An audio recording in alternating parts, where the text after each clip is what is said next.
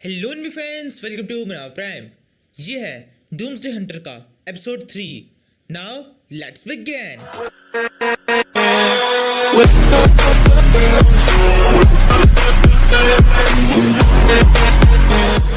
Episode की शुरुआत में देखते हैं शेन और उसके साथ में एक बंदा एक बंकर के अंदर है जो चारों तरफ से एक मैजिकल शील्ड से प्रोटेक्टेड है। इस शील्ड की वजह से बाहर की कोई मॉन्स्टर अंदर नहीं देख सकते हैं, लेकिन अंदर जो भी लोग हैं वो सब बाहर देख सकते हैं। इसी समय उस बंकर के पास से एक बहुत बड़ा मॉन्स्टर गुजरता है। वो बड़ा सा मॉन्स्टर उस बंकर को देख तो नहीं पाता, लेकिन उसके वजह से गुजरने के कारण उस बंकर की वो शील्ड काफी ज्यादा कमजोर हो जाती है। उस मॉन्स्टर के पास जाते ही उस शील्ड के अंदर दरार पड़ना शुरू हो जाती है और फिर देखते देखते एक साइड से शील्ड टूट भी जाती है। बाहर के साइड के मॉन्स्टर अब अंदर देख सकते हैं। शेन चिल्ला के अपने साथी से कहता है जिसका डर था वो हो गया है, शील्ड टूटना शुरू हो गई है। जैसा कि मैंने तुमसे कहा था, इस शील्ड को बनाए रखने के लिए हमें स्पिरिट स्टोन की जरूरत है। जल्दी से जाओ और स्पिरिट स्टोन का यूज करके इस शील्ड को वापस ताकतवर बनाओ और कोशिश करो इस शील्ड को तुम वापस से फॉर्म कर सको।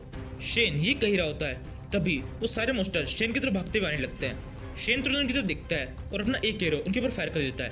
पहला एरो सीधे जाकर एक मॉन्स्टर के चढ़ाता है और मॉन्स्टर तुरंत मर जाता है। ये देखकर शेन कहता है ये काफी ज्यादा अच्छा है।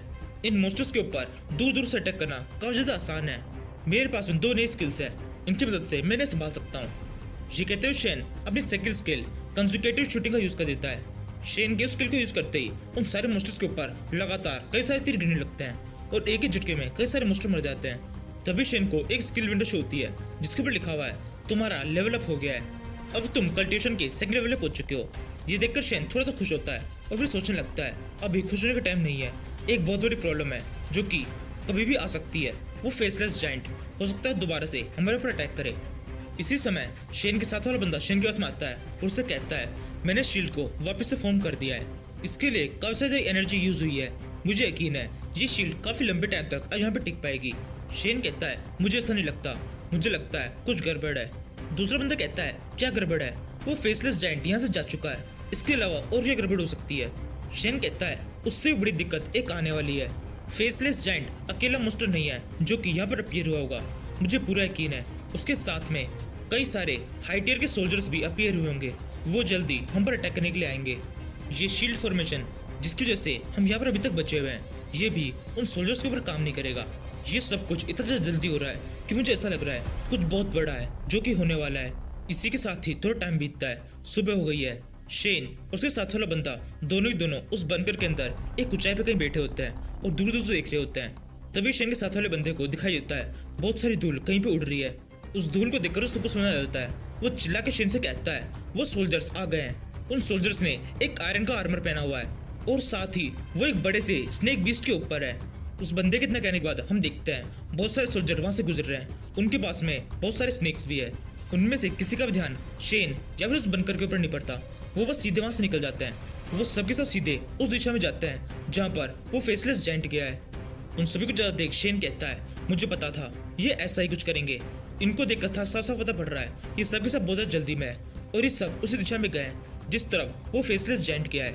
ये कहते हुए शेन उस ऊंचाई से नीचे कूद जाता है और फिर आगे कहता है मुझे पूरा यकीन है इनका कोई प्लानिंग है, ये हाई टियर के मॉन्स्टर है, मुझे किसी तरह से पता लगाना होगा ये जा कहाँ रहे हैं। तभी शेन के साथ वाला बंदा ऊपर की तरफ देखता है और जोर चिल्लाए कहता है देखो ऊपर की तरफ कुछ है जो हमारी तरफ आ रहा है। उस बंदे के इतना कहने के साथ ही कोई चीज बहुत तेज रफ्तार से जिन पर गिरती है, धूल उड़ने लगती है। दूर उड़ने में हम देखते हैं ये एक पंछी है जो कि बहुत ज्यादा थका हुआ है। वो पंछी हफ्ते में कहता है मैं बहुत ज्यादा थका हुआ हूँ, शायद मैं वहां तक पहुंच गया हूँ। ये कहते हुए पंछी एकदम से अपनी आँख खोलता है और अपने सामने शेन को देखता है और उसे देखकर बहुत ज्यादा डर जाता है। वो चिल्लाने लगता है ये तो इंसान है। ये कहने के बाद में वो अपनी पूरी तेज रफ्तार से उड़ते हुए जाने लगता है और फिर दोबारा चिल्लाता है ये तो इंसान है, यहाँ पर बहुत ज्यादा खतरा है, मुझे किसी भी तरह से यहाँ से निकलना होगा।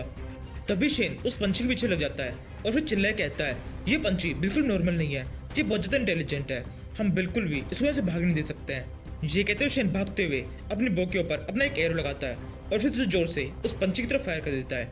एरो सीधे जाकर उस पंछी के पेट पर टकराता है और फिर उस पंछी को एक पेड़ के चुका देता है। इसी के साथ शेन को कुछ सोल पावर मिल जाती है। शेन भागते हुए उस पंछी के पास में आता है। उस पंछी के गले में एक लॉकेट होता है। शेन उस लॉकेट को तोड़ लेता है और फिर कहता है ये क्या है। तभी शेन उस क्रिस्टल को थोड़ा ध्यान से देखता है, ये एक सीक्रेट लेटर है जिसके ऊपर लिखा हुआ है ब्लड डीमन आर्मी अपने फुल फोर्स से उनके ऊपर अटैक करो और उन्हें खत्म कर दो। ये पढ़कर शेन सोचने लगता है यानी कि इसका मतलब ये तो साफ है, ये पंछी एक मैसेंजर है जिसे किसी ब्लड डीमर आर्मी को मैसेज देने के लिए भेजा था। इस मैसेज के अंदर लिखा हुआ है कोई वॉर स्टार्ट होने वाली है। लेकिन मुझे बिल्कुल भी याद नहीं आ रहा है कि इस टाइम पर कल्टिवेशन वर्ल्ड और हमारे वर्ल्ड के अंदर किसी भी तरह की कोई लड़ाई हुई थी। इस टाइम पर तो सब कुछ बिल्कुल नॉर्मल चल रहा था। कहीं ऐसा तो नहीं इनकी ये लड़ाई अभी से शुरू हो गई थी और हमारे लिए ये बाद में शुरू हुई थी, या फिर शायद ऐसा भी हो सकता है ये हमारे किसी इंपॉर्टेंट लीडर को मारने के लिए जा रहे हो, ताकि जब बाद में असली फाइट हो तो उस फाइट के अंदर ये पहले से 2-3 कदम आगे हो। यानी कि मुझे याद करने की कोशिश करनी होगी किसी की मौत के बारे में जो कि मोस्टर्स के हाथों मारा गया हो, लेकिन मोस्टर्स पकड़ में ना आए हो। फिर शेन अपने साथी बंदे से पूछता है आज की डेट क्या है। वो बंदा कहता है आज 7 जून है। तुम क्यों पूछ रहे हो? जिसमें शेन सोचने लगता है हाँ मुझे याद आया, इस टाइम पर अर्थ के सबसे बड़े सेक्ट जिसका नाम सेक्रेड सेक्ट है उसके लीडर गोम सुझाई की डेथ हुई थी। मुझे याद है मेरी पिछली लाइफ में गोम सुझाई की डेथ बहुत ज्यादा रहस्यमय हुई थी, किसी को भी कुछ समझ में नहीं आया था। वो उस टाइम पर इतने ताकतवर थे कि हमारे पूरे वर्ल्ड के अंदर कोई भी नहीं था जो कि उन्हें मार सके। अपोकलिप्स के टाइम पे अगर वो जिंदा होते तो पूरी रुख ही बदल सकते थे।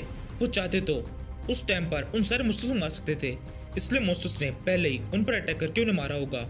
अब मुझे सब कुछ समझ में आ रहा है, लेकिन ये समझ के मैं क्या करूं?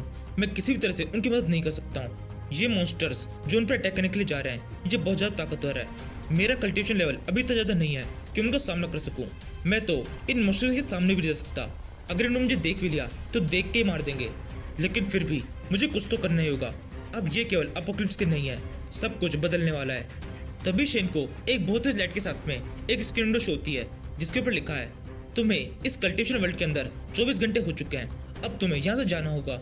जो भी इक्विपमेंट तुम्हें यहाँ पर मिले हैं वो सब के सब तुम्हारी इन्वेंट्री में जोड़ दिए गए हैं। अब जल्दी से यहाँ से चले जाओ। उस सिस्टम विंडो के इतना कहने के साथ ही शेन की बॉडी पिक्सल बन के वहाँ से गायब होने लगती है। शेन कहता है ये सब क्या हो रहा है? क्या मैं वापस से अपने असली वर्ल्ड में जा रहा हूँ? इसी के साथ ही शेन वहाँ से गायब हो जाता है और फिर हमें एक असली वर्ल्ड का सीन दिखाते हैं। ये है ओरिजिनल अर्थ जहाँ पर बहुत सारी बिल्डिंग्स है, आसमान में बहुत सारे प्लेन्स उड़ रहे हैं। एक जगह पर काफी सारी भीड़ है, उस भीड़ के अंदर बीच में हल्की सी लाइट दिखाई दे रही है। उसी लाइट के अंदर से अचानक से शेन वहाँ पे अपीयर हो जाता है। किसी का भी शेन में बिल्कुल ध्यान नहीं जाता, सबके सब अपनी बातों में मगन रहते हैं। शेन इधर उधर देखता है और फिर कहता है ये तो मेरा हाई स्कूल है और ये है अर्थ उस टाइम की जब यहाँ पर डिस्ट्रक्शन शुरू नहीं हुआ था। तभी शेन को पीछे की साइड से एक आवाज आती है शेन इस आवाज को सुनते पहचान जाता है। वो पीछे की तरफ मुड़ के देखता है, पीछे एक लड़की होती है।